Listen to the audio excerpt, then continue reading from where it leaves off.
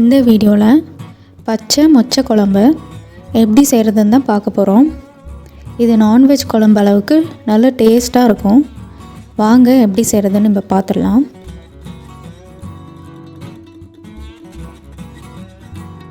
முதல்ல மொச்சை பருப்பை நைட்டே ஊற வச்சுட்டு இப்போ தோல் உரித்து கழுவி நல்லா எடுத்து வச்சுருக்கேன்.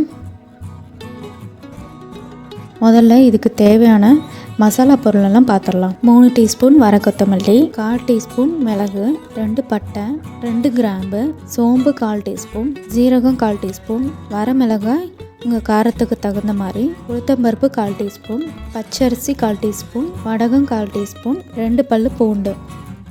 இப்போது கடாயை சூடு பண்ணிவிட்டு 1 டேபிள் ஸ்பூன் எண்ணெய் சேர்த்துட்டு எடுத்து வச்சுருக்க மசாலாவெல்லாம் சேர்த்துக்கலாம்.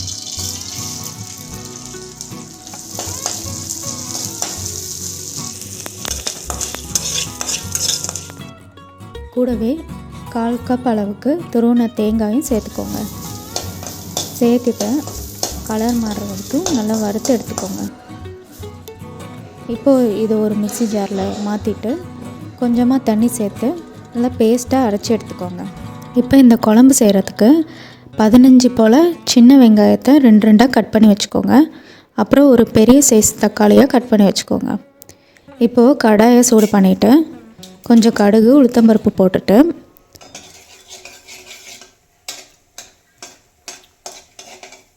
கடுகு நல்லா பொரிஞ்சதும் நம்ம கட் பண்ணி வச்சுருக்க சின்ன வெங்காயத்தை இதோட சேர்த்துக்கோங்க.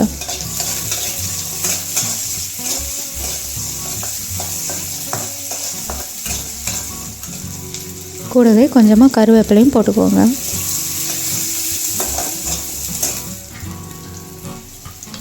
வெங்காயம் நல்லா இந்த அளவுக்கு வதங்கினதும் கட் பண்ணி வச்சுருக்க தக்காளியை சேர்த்துக்கலாம்.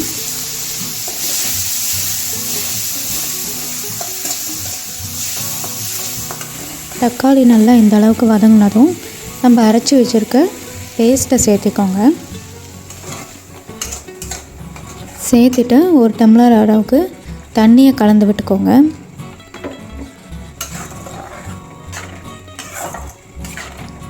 இப்போ இந்த குழம்புக்கு தேவையான உப்பை சேர்த்திடலாம். குழம்பு கொஞ்சம் கெட்டியானதும் மொச்சப்பருப்பை இதோட சேர்த்துக்கோங்க. இந்த பருப்பு கொஞ்ச நேரத்தில் வெந்துடும். ரொம்ப நேரம் அடுப்பில் வச்சுருக்கணுன்ற அவசியம் இல்லை. அவ்வளோதான், குழம்பு கெட்டியானதும் இறக்கிடலாம். அவ்வளோதான், நம்ம குழம்பு ரெடி ஆகிடுச்சு.